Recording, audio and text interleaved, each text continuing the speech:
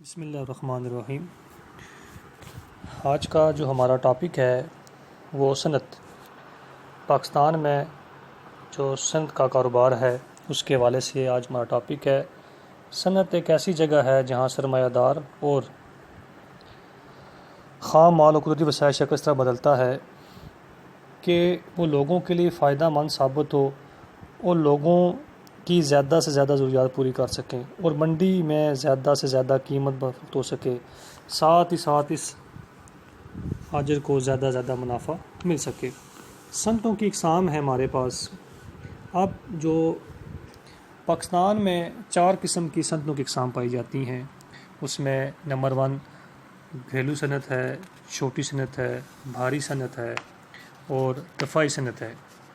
سب سے پہلے آج جو ہم ٹاپک پڑھیں گے اس میں گھریلو صنعت کے حوالے سے پڑھیں گے۔ گھریلو صنعت کاری کا مطلب یہ ہے کہ وہ صنعت یا پیداواری عمل جو کام کرنے والوں کے گھروں میں ہوتا ہے۔ دستکار خود خام مال خریدتا ہے، اپنی اوزار استعمال کرتا ہے اور اپنے گھر والوں کی محنت کو برے کار لا کر کچھ ایسی اشیاء بناتا ہے جو ہماری تہذیب و تمدن کا حصہ ہوتی ہیں اور انہیں بازار میں بیچ کر اپنے گھر والوں کا پیٹ پالتا ہے۔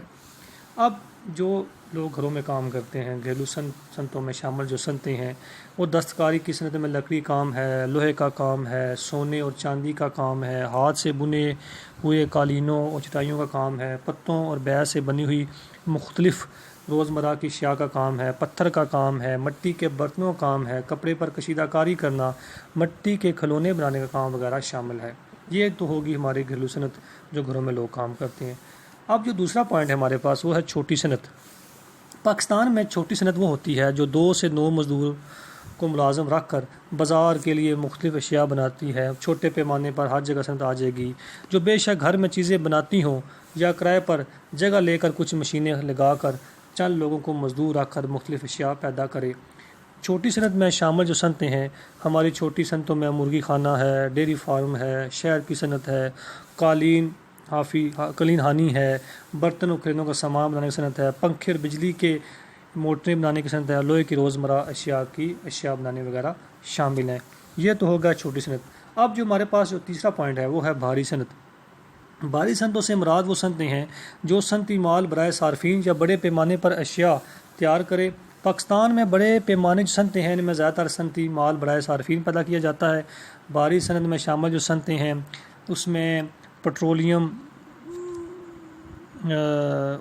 اشیاء پیدا کرنے صنعت، آٹو موبائل کی صنعت ہے، سیمنٹ اور کیمیائی کھادیں پیدا کرنے صنعت ہے، جیپ، کاریں، بسیں، ٹریکٹر، موٹر سائیکل بنانے صنعت ہے، مشینری ہے، ٹی وی سیٹ ہیں، ریفریجریٹر ہیں، ایئر کنڈیشن بنانے صنعت ہے، چینی بنانے کی صنعت ہے، کھانے پینے کی اشیاء مثلاً گھی، کوکنگ آئل وغیرہ ہوگی، تمباکو، سگریٹ بنانے کی صنعت ہے، ٹیکسٹائل اور ٹیکسٹائل سے متعلق دیگر صنعتیں ہیں، چمڑا اور چمڑے سے بنانے والی مختلف اشیاء کی صنعتیں ہیں، کاغذ اور کاغذ سے بننے والی مختلف اشیاء کی صنعت۔ یہ تو ہماری صنعتیں ہوگی بھاری صنعت۔ اب جو چوتھا پوائنٹ ہے ہمارے پاس جو پاکستان میں جو ایک اور صنعت ہے اسے کہتے ہیں دفاعی صنعت۔ دفاعی صنعت سے مراد وہ صرف صنعت ہے جس میں ملک کے دفاع اور ملک کی سرحدوں کے تحفظ و سلامتی کے نقطہ نظر سے مختلف اشیاء مثلاً اسلحہ ہو گیا، بارود ہو گئے، ٹینک ہو گئے، میزائل ہو گئے وغیرہ بنائے جاتے ہیں۔ پاکستان میں دفاعی صنعت ترقی کی طرف گامزن ہے کیونکہ پاکستان اس خطے میں واقع ہے جو دفاعی نقطہ نظر سے بہت اہمیت کا حامل ہے۔ اب جو ہمارے پاس دفاعی صنعت کی جو پوائنٹ ہیں اس میں سب سے پہلے واہ کی دفاعی صنعت ہے۔ واہ میں جو دفاعی صنعت پارک سٹی ہے وہاں پر واہ میں جو دفاعی صنعت ہے وہاں دستی اسلحہ بناتی ہے۔ یہاں فوج کے چھوٹے پیمانے کا اسلحہ، مختلف قسم کی گنیں، بندوقیں اور بارود وغیرہ تیار کیا جاتا ہے، اور اب اس فیکٹری کے گولہ بارود دنیا بھر میں اعتماد کی علامت ہیں۔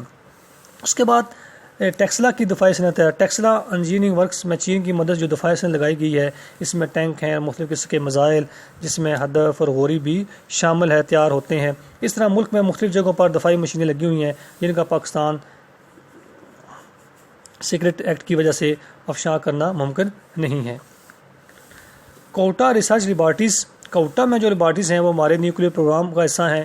یہ صنعت پاکستان کے نیوکلیئر پروگرام میں بڑی اہمیت کی حامل ہے۔ اس طرح چشمے کے مقام پر بھی اس قسم کی لیبارٹریز ہیں جو ہماری دفاع کی ضروریات کو پورا کر رہی ہیں۔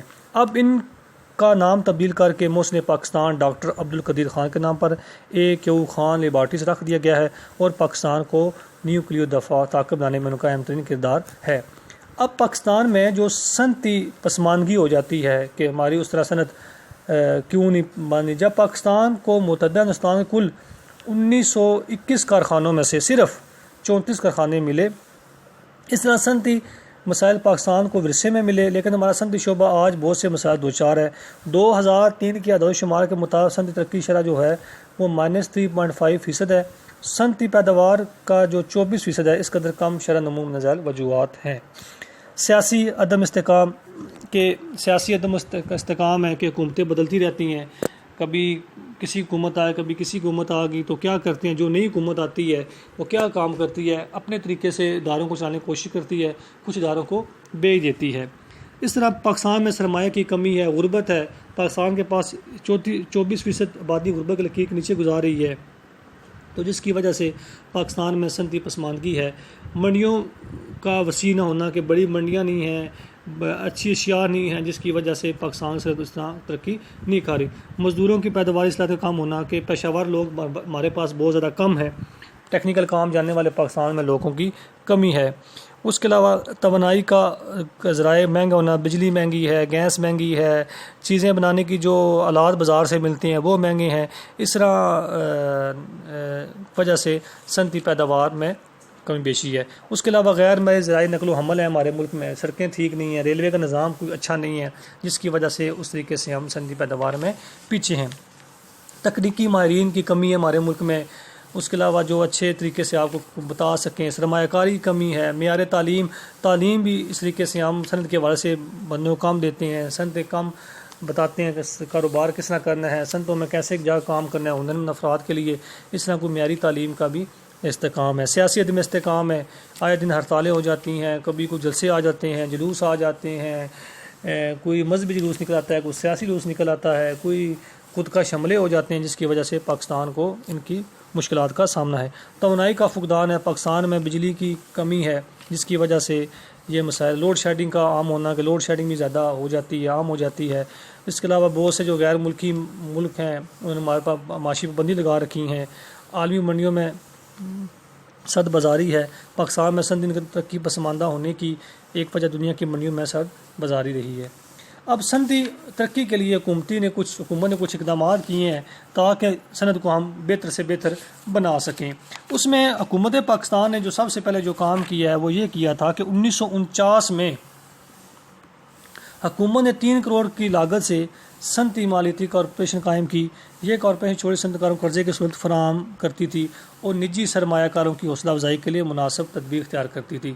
پاکستانی صنعتی ترقیاتی کارپوریشن کا قیام، حکومت نے 1952 میں پاکستانی صنعتی ترقیاتی کارپوریشن قائم کی، جس کا مقصد کارخانہ داروں کی حوصلہ افزائی اور رہنمائی کرنا تھا۔ پاکستان صنعتی ترقیاتی کارپوریشن نے جہاں تک ایک منصوبوں کو پایہ تکمیل تک پہنچایا، وہاں فنی ماہرین بھی پیدا کیے، جس سے صنعتی شعبے کو فروغ حاصل ہوا۔ 1957 کو بھی صنعتی ترقی اور سرمایہ کاری کارپوریشن قائم کی گئی۔ اس ادارے میں امریکہ تھا، جاپان تھے، فرانس، برطانیہ، سوئٹزرلینڈ اور عالمی بینک کے ملک کے صنعتکار شامل ہوئے تاکہ زر مبادلہ سود میں قرضے فراہم کیے اور مختلف صنعتوں کی قیام کی جائے۔ 1961 میں حکومت نے صنعت کو فروغ دینے کے لیے پاکستانی صنعتی ترقیاتی فنڈ بینک قائم کیا۔ اس بینک کے قیام کا مقصد چھوٹے صنعت کاروں کو مالی امداد فراہم کرنا تھا اور جو سرمایہ دار ہیں جو چھوٹی صنعت میں کام کرتے ہیں ان کی حوصلہ افزائی کی جائے۔ اب اس کے علاوہ صنعتی مراکز بنائے گئے تھے، چھوٹے کارخانے، بڑے کارخانے، آمد و رفت کی سہولیات فراہم کرنے کے لیے اس میں جو بنائے گئے تھے کارخانے، اس میں ملتان ہے، گوجرانوالہ ہے، جہلم ہے، سکر ہے، فیصل آباد ہے، کراچی ہے، لاہور ہے، سرگودا ہے اور دوسرے ادارے بھی ہیں۔ اب سائنسی ریسرچ تحقیقی ادارے بھی 1955 میں حکومت نے قائم کیا، صنعتی ریسرچ لیبارٹریز قائم کی گئی تاکہ کم لاگت سے ہم اچھی مصنوعات تیار کر سکیں۔ اس کے علاوہ صنعتی تعلیم و تربیت کا مراکز بنائے گئے، ٹیکنیکل انسٹیٹیوٹ بنائے گئے جو آج بھی موجود ہیں۔ اس میں میکینیکل ہو گئے، الیکٹریکل ہو گئے، انجینئرنگ ہو گئے، پولی ٹیکنیکل ماہرین کے ادارے ہو گئے جو کراچی ہو گیا، حیدرآباد، بہاولپور، راولپنڈی، سیالکوٹ، لاہور میں قائم کیے گئے تاکہ صنعت کو زیادہ سے زیادہ اچھے طریقے سے فروغ دیا جا سکے۔ اب اسمال انڈسٹریز کارپوریشن کا قیام 1955 میں کیا گیا۔ یہ کارپوریشن کسی بھی چھوٹی صنعت کو کم از کم 1.5 لاکھ تک قرضہ فراہم کر سکتی ہیں۔ جو چھوٹی صنعتیں گھر میں کوئی کام کرنا چاہتا ہے، کوئی بزنس کام کرنا چاہتا ہے، کوئی چیزیں بنانا چاہتا ہے، اس کے لیے قائم کیا گیا۔ ٹیکسوں کی چھوٹ دی گئی کہ چھوٹی جو صنعتیں ہیں ان کو ٹیکسوں کی چھوٹ دی گئی تاکہ ان پر ٹیکس کا زیادہ زیادہ بوجھ نہ آئے۔ غیر ملکی سرمایہ کاری کو فروغ، صنعتوں سے غیر ملکی سرمایہ کاری کو نہیں ہوتی تھی، اس کی وجہ سے 1970 کے انقلاب کے بعد غیر ملکی سرمایہ کو بھی پاکستان میں سرمایہ کاری پر آمادہ کیا۔ اس طرح بہت سی صنعتیں قائم ہو رہی ہیں۔ اب بھی پاکستان میں ہم دیکھتے ہیں کہ صنعت کے حوالے سے بہت زیادہ کام کر رہے ہیں۔ ہم دیکھتے ہیں کہ سی پیک کا جو منصوبہ ہے، اگر یہ اللہ کرے، اللہ کے حکم سے چل پڑے تو پاک چائنا کوریڈور جو بن رہی ہے، تو اس سے کیا ہوگا، پاکستان میں جو صنعت ہے اس میں زیادہ بہتری آئے گی اور پاکستان ایک خوشحالی کی طرف چل پڑے گا۔ تو صنعت کسی بھی ملک کے لیے بہت